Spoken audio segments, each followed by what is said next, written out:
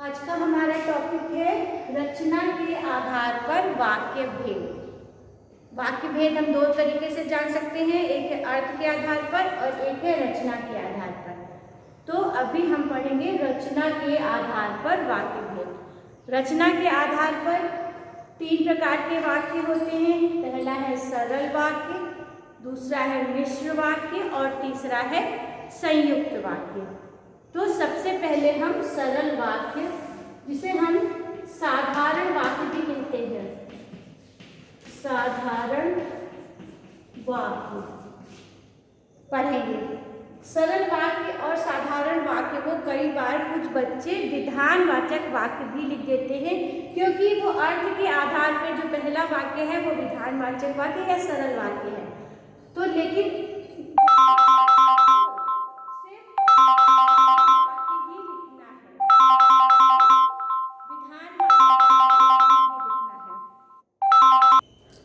तो ये सरल वाक्य किसे कहते हैं, पहले ये हम देखते हैं। सरल वाक्य जो वे वाक्य होते हैं जिनमें एक ही उद्देश्य, एक ही विधेय और एक ही समापिका क्रिया होती है। ठीक है, यानी कि जो वाक्य जिसमें उद्देश्य, विधेय, समापिका क्रिया, समापिका क्रिया, ये क्या एक ही होते हैं।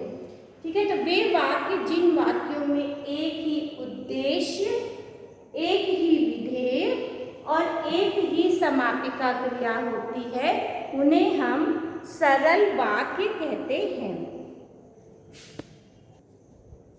ये देखो, यहाँ पर हमने कुछ उदाहरण लिखे हैं। पहला उदाहरण है वर्षा हो रही है।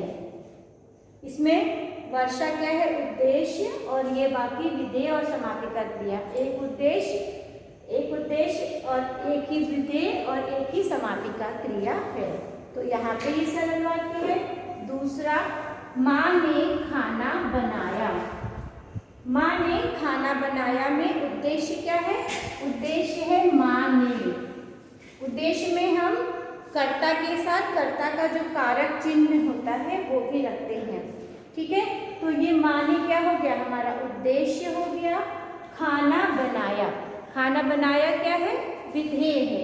तो यहाँ पर भी देखो, एक ही उद्देश्य है, एक ही विधेय है और एक ही समापिका क्रिया है। इसीलिए यहाँ पर भी ये भी एक साधारण या सरल वाक्य है। उदाहरण तीसरा देखते हैं। तीसरे उदाहरण से और अच्छे से समझते हैं। तीसरे उदाहरण में ड्राइवर भी बेचैन हो रहा था। ड्राइवर भी बेचैन हो रहा था। इसमें भी आप देखोगे ड्राइवर क्या है, उद्देश्य, और ये बेचैन हो रहा था क्या है, विधेय। तो इस तरह से ये भी सरल वाक्य का उदाहरण है। चौथा उदाहरण है बाल पक गए हैं। बाल पक गए हैं। यहाँ पर भी एक उद्देश्य, एक विधेय और एक ही क्या है, समापिका क्रिया है।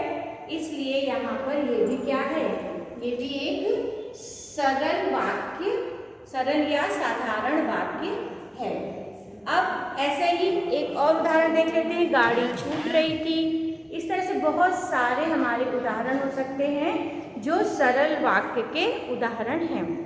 सरल वाक्य में एक बात और ध्यान देने योग्य है कि सरल वाक्य के अंतर्गत कोई भी आश्रित उपवाक्य नहीं होते। ठीक है, आश्रित यानी कि डिपेंड, आश्रित उपवाक्य। जब हम उपवाक्य देखेंगे, जब हम मिश्र वाक्य पढ़ेंगे तब हम उपवाक्य पढ़ेंगे, उसमें हम ये शब्द देखेंगे। लेकिन यहाँ पर सभी वाक्य अपने में प्रधान है, यानी पूरा वाक्य प्रधान है। कोई भी वाक्य में ऐसा नहीं है कि एक पोर्शन दूसरे पोर्शन पर, यानी एक भाग दूसरे भाग पर निर्भर हो। सभी भाग अपना एक पूरा वाक्य अपने में स्वयं में प्रधान है। इसलिए भी यहाँ पर हम इसको सरल वाक्य कहेंगे।